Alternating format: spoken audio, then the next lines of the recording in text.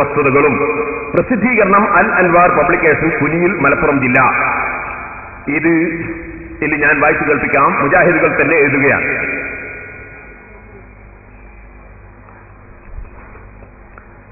യാഥാസ്ഥികത്വത്തിലേക്കും പൗരോഹിത്യത്തിലേക്കും മുജാഹിദ് പ്രസ്ഥാനത്തെ കൊണ്ടുപോകാനുള്ള നിഗൂഢ നീക്കങ്ങളുടെ മറ്റൊരു ഉദാഹരണമാണ് അന്ധമായ അനുകരണത്തെ പ്രോത്സാഹിപ്പിച്ചും അരക്കിട്ടുറപ്പിച്ചുമുള്ള TP അബ്ദുള്ളക്കോയ മദനിയുടെ, മുജാഹിദിന്റെ പണ്ഡിത സംഘടനയുടെ സെക്രട്ടറിയാണ്.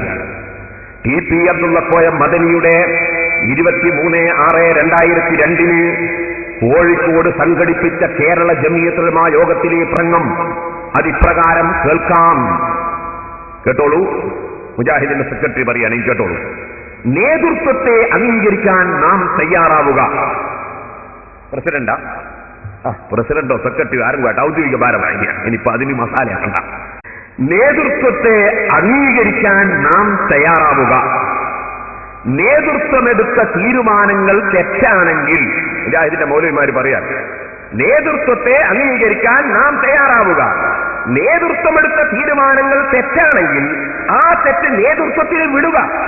പരലോകത്ത് അള്ളാഹുവിന്റെ മുന്നിൽ എത്തുമ്പോൾ, റബ്ബേ, ഈ നേതൃത്വം പറഞ്ഞതിന്റെ അടിസ്ഥാനത്തിലാണ് ഞങ്ങൾ അതിനെ പിന്തുടർന്നത്, ഞങ്ങൾക്ക് അറിഞ്ഞുകൂടായിരുന്നു, ഈ പണ്ഡിതന്മാരാണ് ഞങ്ങളെ വഴിപിഴപ്പിച്ചത് എന്ന് നിങ്ങൾ പറയുക. അത് ഏറ്റെടുക്കാൻ കേരള ജമിയത്തുൽ ഉലമ തയ്യാറായിരിക്കും എന്ന് ഞാൻ പ്രഖ്യാപിക്കട്ടെ. എങ്ങനെ തെറ്റ് ചെയ്തിട്ട് നരകത്ത് കിടക്കുമ്പോൾ നിങ്ങൾ പറഞ്ഞാൽ മതി, എന്ത് മൗലവിമാരി പറ്റിച്ചതാണ്, അപ്പൊ ഞങ്ങൾ ഏറ്റെടുത്തോളൂ എന്നാണ് TP അബ്ദുള്ളക്കോയ മദനി പറയുന്നത്. തെറ്റായാലും ശരിയായാലും നിങ്ങൾ ഈ ഉലമാ സംഘടനയിലേക്ക് അതിന്റെ കുറ്റം ഇട്ടേക്കുക, നിങ്ങൾ സംഘടനയെ അനുസരിക്കുക. ഇത് മുജാഹിദുകൾ രണ്ടായി പിരിയുമ്പോൾ ഒന്നിച്ചു ചേർന്ന യോഗത്തിൽ അദ്ദേഹം പ്രസംഗിച്ച പ്രസംഗമാണ്. ഇത് മുജാഹിദുകൾ തന്നെ പ്രസിദ്ധീകരിച്ചതാണ്. അപ്പൊ മൗലവിമാര് ശരിയായ പൗരോഹിത്യം, തെറ്റ് നിങ്ങൾ ചെയ്തോളൂ, ഞങ്ങൾ ഏറ്റെടുത്തോളും, ഞങ്ങൾ ആഖിറത്തിൽ ഞങ്ങൾ ആയിക്കോളും എന്നാണ് പറയുന്നത്. ഈ പൗരോഹിത്യം സഹോദരന്മാരെ നിങ്ങൾ മനസ്സിലാക്കണം. ഈ പൗരോഹിത്യം പൊളിച്ചെഴുതേണ്ടത് തന്നെ അല്ലേ? അതിൻഷാ അല്ലാഹ് നാദാവർക്ക് വെച്ച് തന്നെ പൊളിച്ചെഴുതും. ഈ പൗരോഹിത്യം അനുവദിക്കുകയില്ല.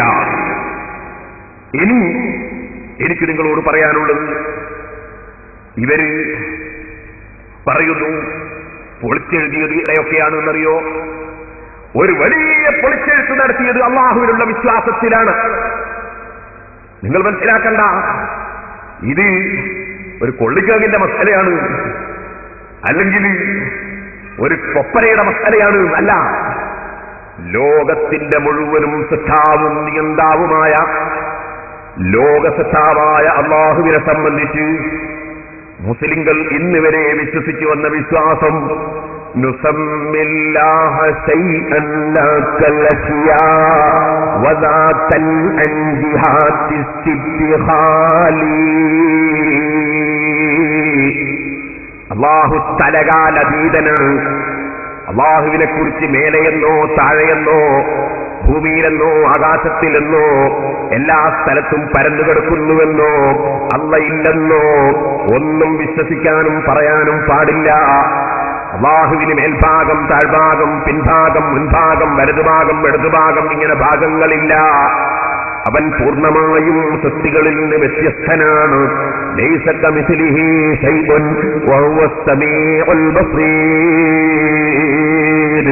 അല്ലാഹുവിനെ പോലെ ഒരു വസ്തുവും ഇല്ല. വലം യകുൽ ലഹു കുഫുവൻ അഹദ്. അല്ലാഹുവിന് തുല്യമായ ഒരാളും ഇല്ല. അവൻ സർവ്വ സൃഷ്ടികളിലും വ്യത്യസ്തമാണ്.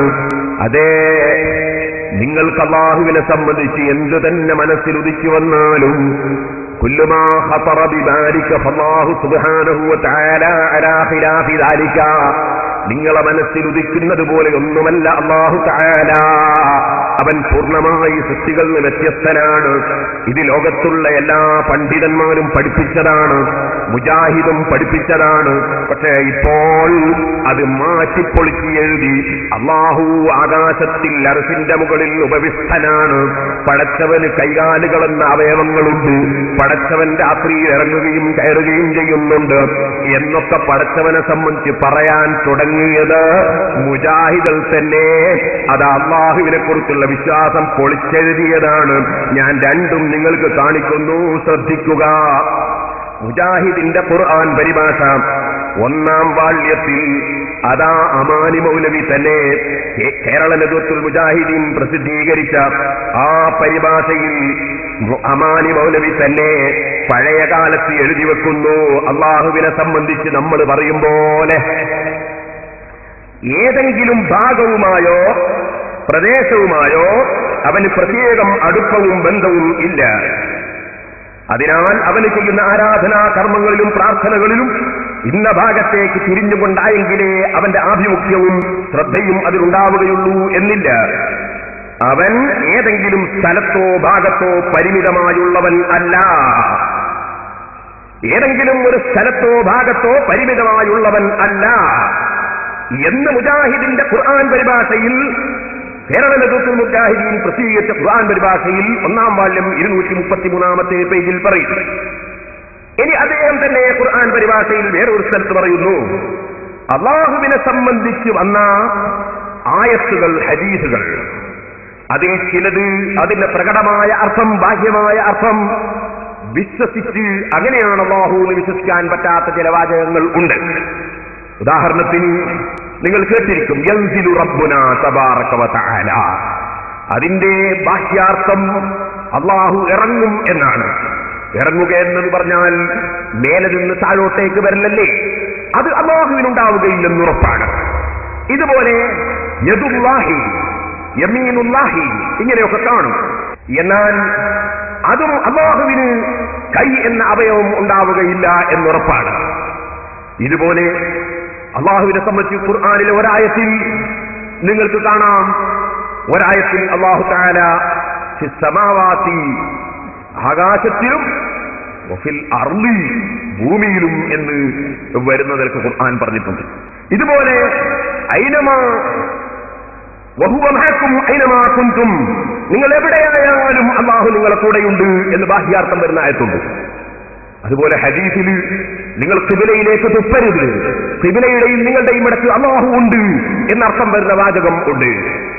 അപ്പോഴിങ്ങനെ ഓരോ ഹദീസ് നോക്കുമ്പോ എന്റെയും നമ്മളെയും മുന്നിൽ ഒരു ഹദീസ് നോക്കുമ്പോ, വേറൊന്ന് നോക്കുമ്പോ അല്ലാഹ് ആകാശത്തിൽ, വേറൊന്ന് നോക്കുമ്പോ അല്ലാഹ് ഇറങ്ങുന്നു, വേറെ നോക്കുമ്പോ എല്ലാ സ്ഥലത്തും അല്ലാഹുണ്ട്. ഇങ്ങനെയൊക്കെ പറയാൻ പറ്റുമോ അല്ലാഹുവിനെ സംബന്ധിച്ച്? ഇതൊക്കെ ഖുർആനിലും ഹദീസിലും വന്ന വാചകത്തിന്റെ ബാഹ്യാർത്ഥങ്ങളാണ്. അതുകൊണ്ട് നമ്മുടെ ഇമാമിങ്ങൾ എന്ത് പറഞ്ഞു? ഇമാമിങ്ങൾ പറഞ്ഞു, അത്തരം ആയത്തുകളുടെ ബാഹ്യാർത്ഥ പ്രകാരം നിങ്ങൾ അല്ലാഹുവിനെ കുറിച്ച് വിശ്വസിക്കരുത്. അല്ലാഹുവിനെ കുറിച്ച് നിങ്ങൾ ഇങ്ങനെ വിശ്വസിക്കുക: അല്ലാഹുവിന് സ്ഥലമില്ല, അല്ലാഹുവിന് സ്ഥലത്തിന്റെ ആവശ്യമില്ല, അല്ലാഹുവിന് അവയവങ്ങളില്ല, അല്ലാഹുവിന് ശരീരമില്ല, അല്ലാഹുവിന് ഭാഗങ്ങളില്ല എന്ന് വിശ്വസിക്കുക. ഇങ്ങനെ നമ്മുടെ പണ്ഡിതന്മാരൊക്കെ നമ്മളെ പഠിപ്പിച്ചു. എന്നാൽ ഇത്തരം ആയത്തുകളെ സംബന്ധിച്ച് നമ്മൾ ഒന്നും പറയേണ്ട, നമുക്ക് അതിന്റെ അർത്ഥം അറിയില്ല എന്ന് പറഞ്ഞ് ഒഴിഞ്ഞു കളഞ്ഞാൽ മതി, അതിന്റെ ഉദ്ദേശം അറിയില്ല എന്ന് പറഞ്ഞ് ഒഴിഞ്ഞു കളഞ്ഞാൽ മതി. ഇങ്ങനെയാണ് ഒരു കൂട്ടം പണ്ഡിതന്മാർ വിവരിച്ചത്. ഒരു കൂട്ടം പണ്ഡിതന്മാർ പറഞ്ഞു, അതിന് അല്ലാഹുവിനോട് അനുയോജ്യമായ വ്യാഖ്യാനം വ്യാഖ്യാനിക്കണം എന്ന് പറഞ്ഞു. ഉദാഹരണത്തിന് അല്ലാഹുവിന്റെ കൈ എന്ന് പറഞ്ഞാൽ അല്ലാഹുവിന്റെ കൈ എന്ന് ബാഹ്യമായ അർത്ഥം വരുന്ന ആയത്തിനും ഹദീസിനും അല്ലാഹുവിന്റെ ശക്തി എന്നർത്ഥം പറയാം. നമ്മൾ സാധാരണ പറയാറുണ്ടല്ലോ, അത് അയാളെ കൈവശത്തിലാണ്, അയാളെ കൈയിനുള്ളിലാണ് എന്നല്ലല്ലോ, അയാൾ അധികാരത്തിലാണ്. അപ്പൊ അധികാരം. അതുപോലെ അതിന്റെ ഉള്ളിൽ അയാളെ കൈയുണ്ട് എന്ന് പറയാറുണ്ട്, അല്ല അദ്ദേഹത്തിന്റെ ശക്തിയുണ്ട്, കഴിവുണ്ട് എന്നാണ്. അയാൾ വലിയ കൈയുള്ള ആളാണെന്ന് പറയാറുണ്ട്. അതിനർത്ഥം ഇതാണ്. ഇതുപോലെ നമ്മൾ ചിലപ്പോൾ പറയാറുണ്ട്, ഒരു ഉദ്യോഗസ്ഥനെ സംബന്ധിച്ച് അത് മേലെ എന്നുള്ള ഓർഡറാണ്, താഴെയുള്ള ഉദ്യോഗസ്ഥൻ പറയാൻ. വാസ്തവത്തിൽ താഴെയുള്ള ഉദ്യോഗസ്ഥൻ താമസിക്കുന്നത് മേലെ റൂമിലാണ്. അപ്പൊ മേലെ എന്നുള്ള ഓർഡറാണ്, മേലെ എന്നുള്ള ഓർഡറാണ് എന്ന് പറഞ്ഞാൽ അതുകൊണ്ട് ഇപ്പൊ ഉദാഹരണത്തിന് ചോട റൂമിൽ DIG ഇരിക്കുന്നു, മേലെ റൂമിൽ പിന്നെ SI ഇരിക്കുന്നു. SI മേലെ റൂം എന്നാ പറയുന്നത്. എന്താ പറയുന്നത്? മേലെ എന്നുള്ള ഓർഡറാണ്, അല്ല DIGന്റെ ഓർഡറാണ്. അപ്പൊ അതിനർത്ഥം DIG മേലെ റൂമിലാണ് എന്നല്ല.